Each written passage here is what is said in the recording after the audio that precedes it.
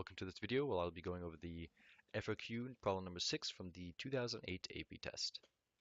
So, for part A of this question, we are given a slope field and we have to sketch possible solution curves. Good AB topics.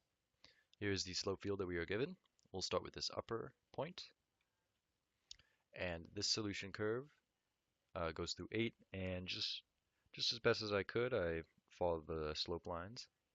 And the line never actually touches the horizontal asymptote. Now for this bottom point, it's a little bit more challenging. Because this is a logistics differential equation, we know that there's a point of inflection at 3. So I just did my best to show that point of inflection there. And that's part A.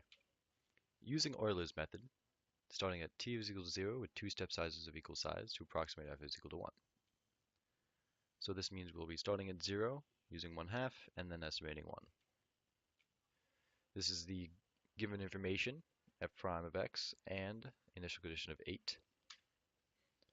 So this is the way that I set up my Euler's method. I have the point, the slope, and then using point slope form, I come up with the equation, and then plugging in the x value of the next value that I want into this equation, I get a y value out for this.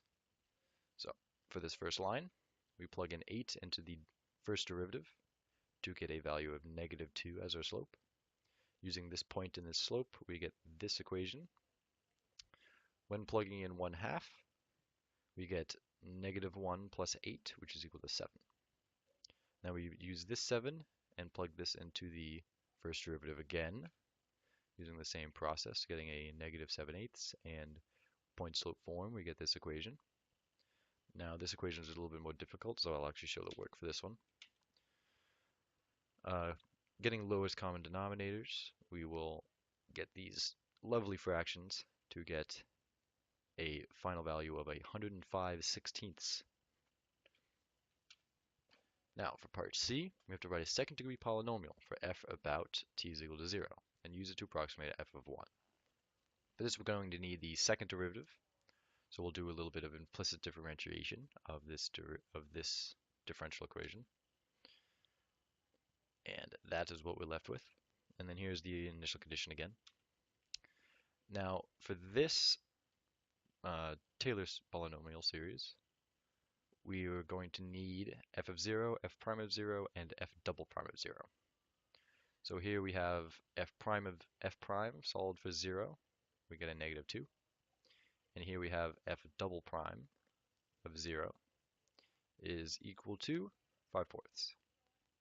And these -2's, because we know -2 is equal to the first derivative, we can plug them into this equation.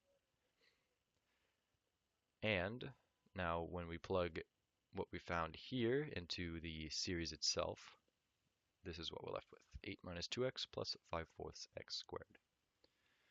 Now to approximate f of 1, we just plug in 1 for every x, and we get 8 minus 2 plus 5/4, which is equal to 29/4.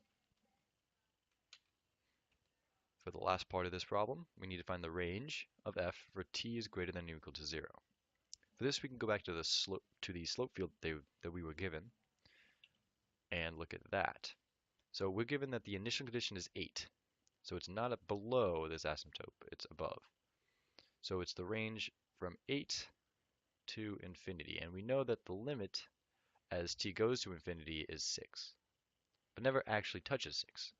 So the range is from 6 non-inclusive to 8 inclusive. That is question number 6 on the 2008 AP exam.